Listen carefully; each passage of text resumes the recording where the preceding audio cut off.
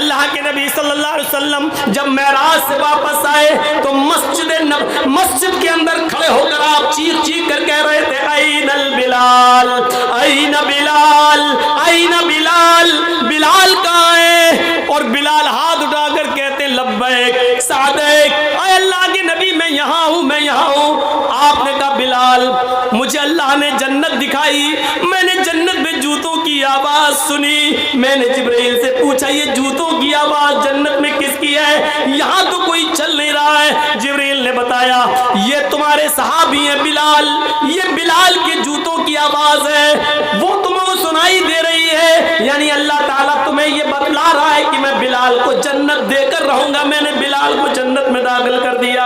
आए बिलाल, अल्लाह ने मुझे जन्नत में तुम्हें जन्नती होने का सर्टिफिकेट दे दिया। आए बिलाल तुम ऐसा कौन सा अमल करते हो?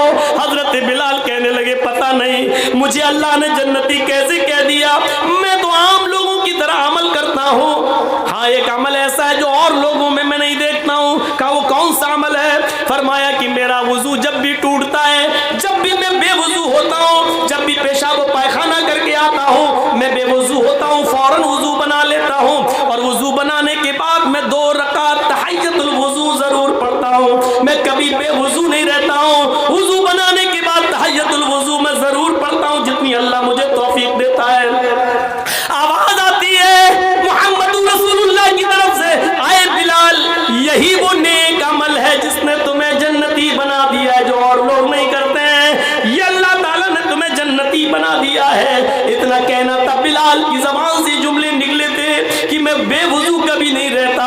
वो बिलाल जिससे लड़कियां निकाह करने के लिए तैयार नहीं थी, कि जिनके होंठ मोटे मोटे थे, हबशी थे, काले कलूटे थे, जिसके पास निकाह का पैगाम भेजते थे लड़की उनसे निकाह करने का इनकार कर दिया करती थी। लेकिन जब बिलाल की जन्नती होने का ऐलान साहबा ने सुना तो साहबा उसी मस्जिद में बैठे बैठे चीखने लगे, आए बिलाल मेरे घर चलो, मेरी ये खूबसूरत बेटी है, एक नजर मेरी बेटी को देख लो, मैं अपनी बेटी का निकाह तुम्हारे साथ करने को तैयार हूँ। तुम्हारी सोहबत में मेरी बेटी रहेगी तो वो भी नेक अमल करेगी, शायद वो भी जन्नती हो जाए और दीनदार लड़के से निकाह कराने के बदले में अल्लाह मुझे भी जन्नत दे दे। आए बिलाल चलो चलो मेरे घर चलो और एक नजर मेरी बेटी को देख लो। उधर से दूसरे सहाबी कहते हैं, आए बिलाल पहले उन्होंने कह दिया है उनकी बेटी देख लो, अगर पसंद आ जाए तो ठीक, अगर ना आए तो मेरे घर आ जाना, मेरे पास भी चांद का एक टुकड़ा है, मेरे पास भी एक बेटी है, उसको देख लो, एक नजर मैं भी अपनी बेटी का निकाह तुम्हारे साथ करने को तैयार हूँ। हमारा समाज अपनी बेटियों के लिए कौन से लड़के तलाश कर रहा है? हमारा समाज अपने बेटों के लिए, अपनी बेटियों के लिए कौन से दामाद ढूंढ रहा है, कौन से लड़के तलाश कर रहा है? और सहाबा कैसे कैसे दामाद ढूंढा करते थे। जलसों से इबरत हासिल करो और सीखो, सीखो, ये इस्लामी मसावात है। आज मंदिर में चले जाइए, आप किसी भी मंदिर में आप देख लीजिएगा, आज तक हरिजन ब्राह्मण के मंदिर में नहीं जा सका। जिस धर्म के अंदर यह लिखा हो ब्रह्मा ने अपने मुंह से ब्राह्मण को पैदा किया, हाथों से छत्री को पैदा किया, रान से वेश को पैदा किया और पैरों के तलवे से शूद्र को पैदा किया। मेरे भाइयों, जो धर्म ये शिक्षा देता हो कि पैरों से पैदा होने वाला शूद्र है, जिसको ब्रह्मा ने अपने पैरों से पैदा किया हो, उसमें शूद्र को इज्जत कहाँ मिल जाएगी? जिस धर्म में साफ लिखा हो ब्राह्मण अगर किसी शूद्र की लड़की पर नजर डाल दे और पसंद आ जाए तो शूद्र को चाहिए कि अपनी लड़की लाकर ब्राह्मण को दे दे। लेकिन अगर ब्राह्मण की लड़की किसी शूद्र को पसंद आ जाए और वो ब्राह्मण की लड़की पर गलत नजर डाल दे तो राजा को चाहिए कि शूद्र जिसने अपनी आंखों से ब्राह्मण की लड़की को देखा है उसकी दोनों आंखों में लेकिन शूद्र अगर किसी ब्राह्मण की लड़की को देख ले तो राजा को यानी उस इलाके के बादशाह को चाहिए कि उस शूद्र को पकड़ के उसकी दोनों आंखें फोड़ दे। ब्राह्मण वेद पढ़ सकता है बस, अगर शूद्र वेद को पढ़ ले तो उसकी जबान काट डालो, वेद छू ले तो हाथ काट डालो। अगर ब्राह्मण वेद पढ़ रहा है और शूद्र उसको सुन ले तो उसके कान में शीशा पिघला के डाल के उसको बहरा कर दो। ये शिक्षा हो जिस धर्म की मेरे भाइयों, वहां कहां पढ़ाई लिखाई आएगी, कहां इल्म का समंदर बहेगा। यहाँ कुरान, यहाँ अल्लाह के नबी को देखिए, फरमा रहे खैरुकुम मन तअल्लमल कुरान व अल्लमा, सबसे बेहतर लोग वो हैं जो कुरान को सीखते हैं और सिखाते हैं। यहाँ अल्लाह के नबी फरमाते हैं तलबुल इल्म फरीदतुन अला कुल्ली मुस्लिम, हर मुसलमान पर इल्म का हासिल करना फर्ज है। ये नहीं कहा खान इल्म हासिल करे, अंसारी नहीं, अंसारी करे, राजपूत नहीं, तेली नहीं, शेरशाहबादी करे, सुरजापुरी नहीं, सुरजापुरी करे, शेरशाहबादी नहीं, ये नहीं कहा, बल्कि क्या कहा, हर मुसलमान पर फर्ज है कि वो इल्म दीन हासिल करे। यहाँ ब्राह्मण को पढ़ने का हक है, शूद्र को नहीं। शूद्र अगर पढ़ ले तो जबान काट डालो, सुन ले तो कानों को बहरा कर दे, छू ले तो हाथ काट डालो। ये सूरत हाल है हमारे। तो अल्लाह ताला शिर्क बर्दाश्त नहीं करता है। दूसरी चीज, इस्लाम कभी मिट नहीं सकता है। तीसरी चीज, कुरान को कोई मिटा नहीं सकता है, चाहे कितनी ताकतें आ जाएं। और चौथी चीज, इस्लाम मसावात का दर्स देता है। यहाँ अमीर और गरीब दोनों को बराबर का हक हासिल है। अगर अमीर जुर्म करता है तो उसको भी सजा मिलेगी, गरीब करता है तो उसको भी मिलेगी। और इसकी जीती जागती तस्वीर है बनु वो कबीले, एक औरत जो लड़की थी फातिमा नाम की, और वो पकड़ के जब लाई गई, कहा अल्लाह के रसूल इसने चोरी की है, चोरी। अल्लाह के रसूल ने पूछा कितनी मिकदार को पहुंच रही थी। उस बारे ने फरमाया कि इसके हाथ काट डालो, क्योंकि इसने इतनी चोरी की कि हाथ काटना बनता है। कहा अल्लाह के नबी बड़े ऊंचे घराने की है, बड़े अमीर घर की बेटी है, नाक कट जाएगी अगर इसका हाथ काटा गया। तो आपने ये जवाब दिया, पहले जमाने की उम्मतें इसीलिए तो बर्बाद हुई, उनके उमरा जब जुर्म करते थे तो सजा नहीं दी जाती थी, गुलाबा जब जुर्म करते थे तो उनको सजा दी जाती थी। जाओ और हाथ काट डालो। उसका हाथ काट डाला गया। जब उस मखजूमिया औरत का हाथ काटा गया, कबीला बनु मखजूम की उस लड़की का हाथ, तो बहुत मजाक उड़ाया गया। सहाबा भी कहने लगे अल्लाह के नबी सुना नहीं जा रहा है, लोग इतना मजाक उड़ा रहे हैं कि देखो मोहम्मद बड़े बड़े अमीर घराने की बेटियों का भी हाथ कटवा देता है। अल्लाह के नबी ने जो जवाब दिया था, वो जवाब आज भी हदीस की किताब के सफ़े पर यह लिखा हुआ है कि तुम उस फातिमा की बात कर रहे हो, लौ अन्ना फातिमा बिन्त मोहम्मद सरक़त लक़तअतु यदहा, अगर उसकी जगह पर मेरी अपनी बेटी फातिमा होती तो मैं अपनी बेटी फातिमा का हाथ भी काट डालता। अमीरी और गरीबी नहीं देखी जाएगी इस्लाम के अंदर। जुर्म है, वो कोई भी करे, इबादत है, वो जो करेगा उसको सवाब मिलेगा। जिस तरह कुरान नहीं मिट सकता, जिस तरह इस्लाम नहीं मिट सकता, उसी तरह जनाब मोहम्मद रसूलुल्लाह आखिरी नबी की हैसियत से दुनिया में आए थे और क़यामत तक के लिए वही नबी रहेंगे। इसको भी चीख कर तुम्हारी किताब कहती है डंके की चोट पर। 16 मरतबा ऋग्वेद में एक मंत्र आया है, 16 मरतबा, मरुद्रनागहि प्रत्यत्यम चारुम धर्म गोपी थाए पुरहु यसे मरुद्रनागहि। मरु मनुष्य, अग्नि आग, मिट्टी और आग से पैदा होने वाली मखलूक। प्रत्यत्यम चारुम धर्म गोपी थाए पुरहु यसे, है मिट्टी और है आग से पैदा होने वाली सृष्टि। मिट्टी से पैदा होने वाला इंसान और आग से पैदा होने वाला जिन। तो गोया के है इंसान और है जिन्ना, तो तुम ईश्वर की किन किन कृपाओं का उल्लंघन करोगे, किन किन नेमतों का इनकार करोगे। देखा जाए तो गोया कि ये तर्जुमा है फबिअय्यि आलाइ रब्बिकुमा तुकज़्ज़िबान का। हाय इंसानों, हाय जिन्नातों, तुम अपने रब की कौन कौन सी नियामतों को ठुकराओगे, कौन कौन सी नियामतों को झुठलाओगे। ये तर्जुमा है। प्रत्यत्यम चारुं धर्म गोपी थाय पुरहु से मरुद्रनागहि, हाय मनुष्य और हाय आग से पैदा होने वाली सृष्टि मखलूक, यानी हाय इंसानों, हाय जिन्नातों, तुम अपने ईश्वर की किन किन कृपाओं का इनकार करोगे, उसको झुटलाओगे, उसको नहीं मानोगे। ये जुमला कितनी बार आया है? ऋग्वेद में 16 बार, यजुर्वेद में 4 बार, यजुर्वेद में 10 बार और सामवेद में 4 बार। जोड़ते जाइए, कितना हुआ? 16 ऋग्वेद में और यजुर्वेद में 10 बार, 16 और 10 26, और 4 बार सामवेद में 30 और 1 बार अथर्ववेद में। तो ऋग्वेद, यजुर्वेद, सामवेद, सब चारों वेदों को मिलाकर कितना हो गया? 31।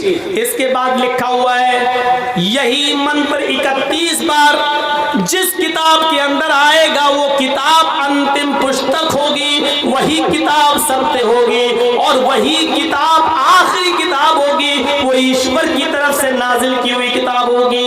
ये एक बार मंत्र अथर्ववेद के बाद ये लिखा हुआ है कि जिसमें 31 बार ये मंत्र मिल जाए उसी किताब को तुम आकाशीय ग्रंथ मान लेना।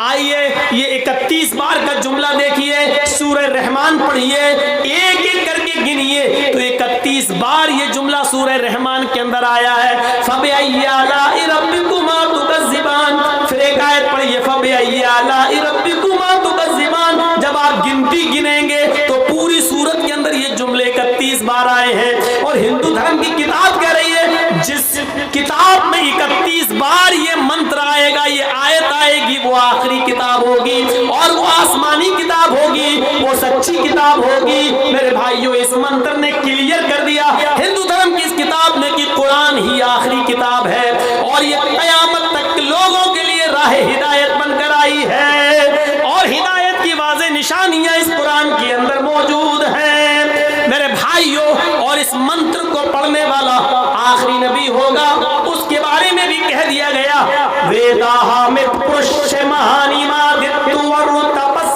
प्रस्तार यन्नियाय। वेदाहामित पुरुष, अहमद नाम का एक पुरुष आएगा, वेद अहमद पुरुष, अहमद नाम का एक आदमी आएगा, पुरुष इंसान होगा, महानिमादित्य बहुत बड़ा महान पुरुष होगा, उसके बराबर कोई दूसरा नहीं होगा। महानिमादित्य वरुण तपसा, ईश्वर का अल्लाह का बहुत ही ज्यादा नाम लेने वाला होगा। तपसा, बहुत ही ज्यादा नाम लेगा, तपस्या करेगा, अल्लाह का नाम हर वक्त लेगा, ईश्वर का नाम। आप गौर करके देख लें, अल्लाह का नाम अल्लाह के नबी ने हर वक्त लिया। सुबह सोकर उठ रहे हैं तो अल्हम्दुलिल्लाहिल्लज़ी अहयाना बअदा मा मातना व इलैहिन नुशूर, अल्लाह का नाम। वुजू बनाने के लिए बैठे तो बिस्मिल्लाह, अल्लाह का नाम। वुजू बनाकर फारिग हुए तो अशहदु अल्ला इलाहा इल्लल्लाह, अल्लाह का नाम। मस्जिद के लिए कदम रखते हैं, अल्लाहुम्मा फ़्तह ली अब्वाब, अल्लाह का नाम। नमाज पढ़ने के लिए खड़े हो रहे हैं तो अल्लाहु अकबर, अल्लाह का नाम। सलाम फेर रहे हैं तो अस्सलामु अलैकुम व रहमतुल्लाह, अल्लाह का नाम। जब तक मस्जिद में बैठकर वजीफे दुआ पढ़ रहे हैं तो अल्लाह का नाम। मस्जिद से निकल रहे हैं तो अल्लाहुम्मा इन्नी अस्अलुका, अल्लाह का नाम। घर में दाखिल हो रहे हैं तो अस्सलामु अलैकुम व रहमतुल्लाह, अल्लाह का नाम। खाना खाने बैठते हैं तो बिस्मिल्लाह, अल्लाह का नाम। खाना खा के फारिग होते हैं तो अल्हम्दुलिल्लाह, अल्लाह का नाम। छींक आती है तो कहते हैं अल्हम्दुलिल्लाह, अल्लाह का नाम। सामने वाला छींक कर अल्हम्दुलिल्लाह कहता है तो उसके जवाब में यरहमुकल्लाह कहते हैं, अल्लाह का नाम। मेरे भाइयों, कपड़ा पहनते हैं तो अल्लाह का नाम। छत पे या पहाड़ पे चढ़ते हैं तो अल्लाहु अकबर, अल्लाह का नाम। ऊंची जगह से नीचे उतरते हैं तो अल्लाह का नाम। मेरे भाइयों, अगर सर में दर्द या बुखार आ जाता है तो अल्लाहुम्मा शफी अंत शाफी ला शिफा इल्ला शिफाउका शिफा ला युगादिरु सकमन, ये दुआ पढ़ते हैं तो अल्लाह का नाम। यहाँ तक कि खाना, यहाँ तक कि पेशाब और पायखाना करने जा रहे हैं, लेटरिन के लिए जाते हैं तो अल्लाहुम्मा इन्नी अऊज़ु बिका मिनल खुब्ज़ि वल खबाइस, उधर भी अल्लाह का नाम। किसी से दुआ सलाम करते हैं तो अल्लाह का नाम। मुसाफा करते हैं तो यग़फ़िरुल्लाहु लना व लकुम, अल्लाह का नाम। मेरे भाइयों, सुबह उठे थे तो अल्लाह का नाम लेकर, यहाँ तक कि अब बिस्तर पे सोने जा रहे हैं, अगर कभी अपनी बीवी से मिलने की जरूरत पड़ती है, मियाँ बीवी के ताल्लुकात हैं और इस्लाम के तालीम की रोशनी में उसको जायज भी कहा गया है। अपनी बीवी से अगर मुजामियत कर रहे हैं, सोहबत कर रहे हैं, हम बिस्तरी कर रहे हैं तो उधर भी अल्लाह का नाम। अल्लाहुम्मा जन्निबना शैतान व जन्निब शैतानी मा रज़क़तना, ऐ अल्लाह शैतान से हमारे बच्चे को दूर रखना, उसके असर से महफूज रखना। शैतान कहीं कचौका लगाकर हमारी बीवी के अंदर बच्चा जो पैदा हो उस पर अपना असर न छोड़ दे। अल्लाहुम्मा जन्निबना शैतान व जन्निब शैतानी मा रज़क़तना। बीवी से हम बिस्तरी कर रहे हैं तब भी अल्लाह का नाम, सोकर उठे थे तो अल्लाह का नाम, अब बिस्तर पे सोने जा रहे हैं तो अल्लाह का नाम लेकर, अल्लाहुम्मा बिस्मिका अमूतु व अहया, अल्लाह का नाम लेकर उठे। अब सोने के लिए बिस्तर पे जा रहे हैं तो अल्लाह का नाम लेकर ही सो रहे हैं। सुबह से लेकर शाम तक अल्लाह का नाम, इसी को वेद कहता है वरुण तपस्या, वो अल्लाह का बहुत ही ज्यादा नाम लेने वाले होंगे। प्रस्ताव वो अहमद जब आ जाएं और अल्लाह का हर वक्त नाम लेने वाले हो तो उन्हीं के नक्शे कदम पे चलना।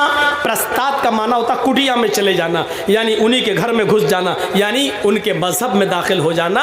यह न्याया स्वर्ग में जन्नत में जाने का कोई और दूसरा रास्ता नहीं है। ये हिंदू भाइयों की किताब कह रही है अहमद के रास्ते के अलावा जन्नत में जाने का कोई और दूसरा रास्ता नहीं है।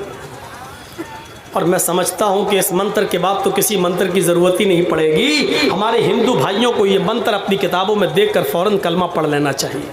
ओ वाचे भूपति प्रेम रामाया मन विशारदा तब देवो महाराज मंदा सत्व मागिता बरमोच्छिष्ट समंजी याति तथा तत्पश्य भोन इति श्रुत्वा तथा दृष्टा परम विस्मय मागिता चतुर्भिरात्र में देव श्यामी कलक्षियम भवन्तो बांधव देवा स्वाशेन दृश्यता चरम सुधारी सदूषका उच्चलापी लिंगच्छेदीन सर्वभक्षो मतो मम्मा मुसलवन्तु ही जातियो दूदशा। अंतिम ऋषि जब इस धरती पे आएगा उसकी और उसके मानने वालों की पहचान होगी। जब वो इस जमीन पर आएगा तो चांद के 2 टुकड़े कर देगा। चांद के उंगली के इशारे से 2 टुकड़े किसने किए थे बताने की जरूरत नहीं है। आपकी किताब कह रही है अंतिम ऋषि इस धरती पर आएगा तो वो अपने उंगली के इशारे से चांद के 2 टुकड़े कर देगा। जब वो इस धरती पे आएगा तो उसकी और उसके मानने वालों की पहचान ये होगी शर्म शुरूधारी। सबकी सब लंबी दाढ़ी रखने वाले होंगे लेकिन दाढ़ी में गांठ नहीं लगाएंगे। बहुत से पंडित लोगों को देखो, सिखों को देखो, दाढ़ी में गांठ लगा लेते हैं और सर के बाल ऐसे उठा के जूड़ा इतना बड़ा रख लेते हैं। कभी कभी देखो तो लगता है नारियल का गुच्छा देखने में। तो वो लंबी दाढ़ी रखेंगे लेकिन दाढ़ी में गांठ नहीं लगाएंगे। सदूषका, सर के पूरे बाल जब छिलाएंगे तो टिक्की नहीं रखेंगे। ये बहुत से हिंदू भाई जब बाल छिलाते हैं तो ये टिक्की रखते हैं, छोड़ देते हैं, क्योंकि शंकर जी की चोटी से, शंकर जी की टिक्की से गंगा जमुना निकली है। सदूषका, सर के पूरे बाल छिलाएंगे, टिक्की नहीं रखेंगे। उच्चलापी, वो भक्ति पूजा के लिए घंटा नहीं बजाएंगे। मंदिरों में घंटा बजाया जाता है, वो पूजा भक्ति के लिए घंटा नहीं बजाएंगे। ऊंची जगह पर खड़े होकर उच्चलापी, जबान से बुलाएंगे, जबान से आलाप करेंगे, यानी आजान देने वाले होंगे।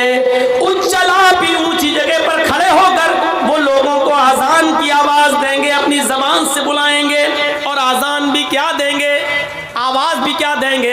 अस्मल्लाह इल्लल्लाह मित्रा वरुणो इल्लल्लाह इल्लल्लाह इल्लल्ले मित्रा वरुणो इल्लल्ले इल्लल्लाह मुहम्मद रसूल रब्बरस से अस्मल्लाह इल्लल्ले मित्रा वरुणो इल्लल्ले इल्लल्लाह।